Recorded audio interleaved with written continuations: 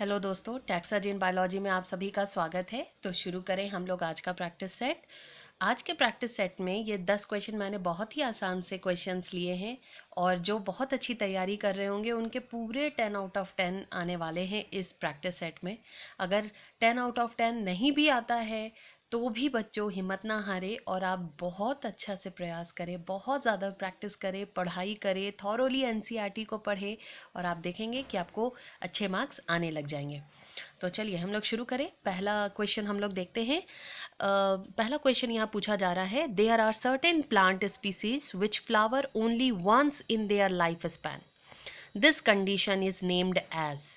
कई सारे ऐसे प्लांट स्पीसीज होते हैं जो केवल एक बार अपने लाइफ टाइम में फ्लावर्स देते हैं, फ्लावर्स प्रोड्यूस करते हैं। इस कंडीशन को क्या कहा जाता है?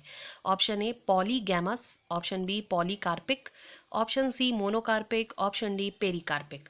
जल्दी से बताइए इस क्वेश्चन का सही जवाब क्या होगा। बहुत ही आसान सा है।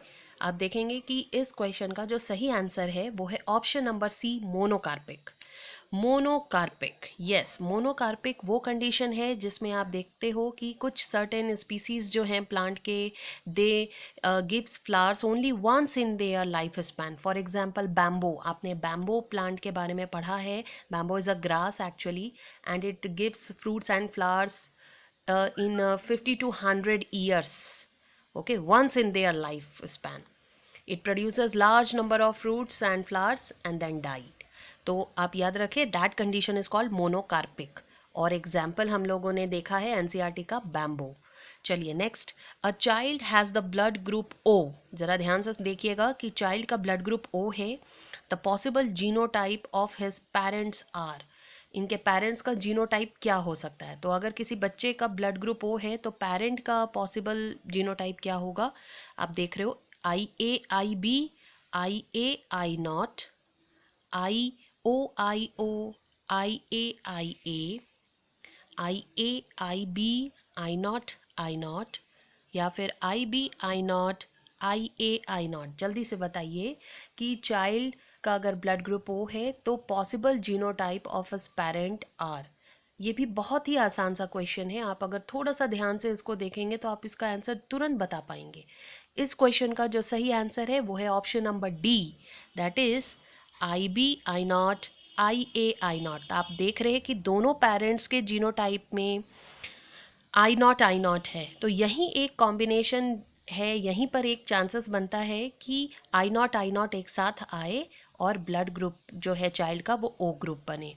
बाकी में आप देख रहे हो एक पेरेंट का आई ए आई बी है, दूसरे का आई नॉट है ना। दोनों पेरेंट्स के पास आई नॉट होना चाहिए, तभी जाकर ब्लड ग्रुप जो है चाइल्ड का वो ओ बनेगा। बिकॉज आपको पता है कि ओ ग्रुप का जो जीनोटाइप होता है वो आई नॉट होता है ना। अगर एक भी आई ए या आई बी हो तो that is a dominant gene, वो खुद को एक्सप्रेस कर देगा और आई नॉट को एक्सप्रेस नहीं होने देगा। चलिए नेक्स्ट हम लोग आ जाते हैं question number 3, that is Kufar cells are found इन। ये क्वेश्चन रिपीटेड है, ये मैंने आपके पिछले सेट्स में भी पूछा है, तो ये रिवीजन के लिए मैंने रखा है और आप में से किसी का भी ये गलत नहीं होना चाहिए। Kupffer cells are found in spleen, liver, lung alveoli और ब्लड। बताइए कुफर सेल्स कहाँ पाया जाता है? स्प्लीन में, लिवर में, लंग्स के एल्वियोलाई में या फिर ब्लड में? तो कुफर सेल्स आर फाउंड इन, इसका सही जवाब है option number B, that is liver. तो लिवर में हम लोग देखते हैं एक खास फैगोसाइटिक सेल होते हैं जिसका नाम है कुफर सेल्स। ओके, तो it is phagocytic in nature. Next question number 4 आप देखेंगे, ये भी क्वेश्चन एनसीईआरटी का ही है। अगर एनसीईआरटी आपने ध्यान से पढ़ा हो तो इस क्वेश्चन का आप जवाब दे सकते हैं। William Harvey explained many aspects of human physiology, one of them was. William Harvey explained many aspects of human physiology. One of them was digestive system, circulation of blood, blood group और none of the above. जल्दी से बताइए इसका सही जवाब। ये human health and disease में I think आपने फर्स्ट पेज अगर पढ़ा होगा तो उसमें आपको ये जवाब मिल जाएगा।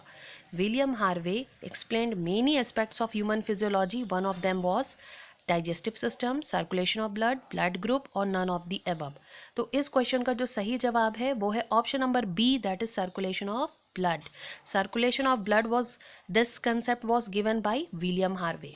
ओके, नाउ क्वेश्चन नंबर 5 हम लोग देखते हैं body temperature of many animals corresponds to the environmental temperature, they are known as. आप देखेंगे कि बॉडी टेम्परेचर जो है कई सारे एनिमल्स का अकॉर्डिंग टू इन्वायरमेंटल टेम्परेचर बदलता रहता है, कॉरेस्पॉन्ड्स होता रहता है। दे आर नोन एज, उन्हें हम लोग क्या कहते हैं? हेटेरोथर्मिक, होम्योथर्मिक, एंडोथर्मिक या फिर पीकिलोथर्मिक। जल्दी से बताइए इसका सही जवाब क्या होगा। आप देख रहे हो हेटेरोथर्मिक, होम्योथर्मिक, एंडोथर्मिक या पीकिलोथर्मिक। तो इस क्वेश्चन का जो सही जवाब है वो है option number D, that is poikilothermic. Poikilothermic जिसे हम लोग कोल्ड ब्लडेड एनिमल्स भी कहते हैं और जिनका body temperature according to environmental temperature change होता रहता है, इसलिए इन्हें कोल्ड ब्लडेड एनिमल्स भी कहा जाता है। चलिए आ जाते हैं नेक्स्ट क्वेश्चन की तरफ और हम लोग देखते हैं हमारा क्वेश्चन नंबर 6। क्वेश्चन नंबर 6 क्या पूछा जा रहा है हम लोगों से? The structure capable of stretching many times of its size is. वो स्ट्रक्चर बताइए जिसके पास कैपेबिलिटी है कि वो अपने आप को कई गुना ज़्यादा अपने साइज से स्ट्रेच कर सकता है। Option A lungs, option B stomach, option C uterus और option D pupil of the eye. जल्दी से बताइए द स्ट्रक्चर। बहुत ही इंटरेस्टिंग क्वेश्चन है ये, मज़ा आ जाएगा आपको बिल्कुल इसको जानकर। The structure capable of stretching many times of its size is lungs, stomach, uterus, pupil of the eye. तो इस क्वेश्चन का जो सही जवाब है वो है option number C, uterus. Yes, आप देखेंगे कि यूट्रस वो स्ट्रक्चर है which are capable of stretching many times of its size, okay, which is capable of stretching many times of its size, जो कि अपने साइज से कई गुना ज़्यादा स्ट्रेच हो सकता है। ठीक है, तो यूट्रस इज द स्ट्रक्चर। चलिए आ जाते हैं question number 7। Sickle cell anemia is due to replacement of glutamic acid at the 6th position is leucine, valine, proline, none of this. जल्दी से बताइए। Sickle cell anemia is due to replacement of glutamic acid at the 6th position is, किसकी वजह से? Glutamic acid जो है 6th position में glutamic acid की बजाय कौन सा एमिनो एसिड आ जाता है जिसकी वजह से आप देखते हो सिकल सेल एनीमिया होता है? ये तो बहुत ईजी है। तो आप देखते हो इस क्वेश्चन का जो सही आंसर है वो क्या होना चाहिए? पहले एक बार फिर से ऑप्शन पढ़ दूं, leucine, valine, proline, none of this. तो इस क्वेश्चन का जो सही जवाब है वो है option B, valine. Now next, connecting link between echinodermata and chordata is. Connecting link आपको बताना है इकाइनोडर्माटा और कॉर्डेटा के बीच में। Peripatus, archaeopteryx, balanoglossus, none of this. जल्दी से बताइए। Connecting link between echinodermata and chordata is peripatus, archaeopteryx, balanoglossus और नन ऑफ दिस। तो इस क्वेश्चन का जो सही जवाब है वो है option number C, that is balanoglossus. Balanoglossus जिसे हेमिकॉर्डेटा में रखा गया है and it is the connecting link between echinodermata and chordata. चलिए आ जाते हैं next. The enzyme used for joining 2 DNA fragment is called. बहुत ही आसान है, वो एंजाइम का नाम बताना है जो 2 डीएनए के फ्रेगमेंट्स को जोड़ सकता है। Option A ligase, option B restriction enzyme, option C DNA polymerase, option D gyrase. जल्दी से बताइए। The enzyme used for joining 2 DNA fragment is called option A ligase, option B restriction enzyme, option C DNA polymerase और option D gyrase. इस question का जो सही जवाब है वो है ऑप्शन नंबर ए, लाइगेज। बिल्कुल सही। चलिए लास्ट क्वेश्चन में हम लोग आ जाते हैं। RNA differs from DNA in having option A thymine, option B deoxy ribo sugar, option C uracil, option D cytosine. तो आरएनए डिफर है डीएनए से in having what? Thymine, deoxy ribo sugar, uracil और cytosine. क्या जवाब होगा इसका? तो इस क्वेश्चन का जो सही आंसर है वो है ऑप्शन नंबर सी, यूरासिल। तो आरएनए डीएनए से डिफर है क्योंकि आरएनए के पास है uracil and uracil is absent in DNA.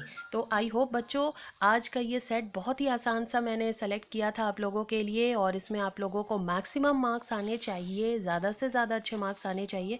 और अगर मार्क्स अच्छे नहीं भी आ रहे हैं तो हिम्मत नहीं हारना है, बल्कि समय का पूरा और पूरा उपयोग करना है, यूज़ करना है और अच्छे मार्क्स लाने हैं। ओके, तो मिलते हैं हम लोग कल नए प्रैक्टिस सेट के साथ। Thank you.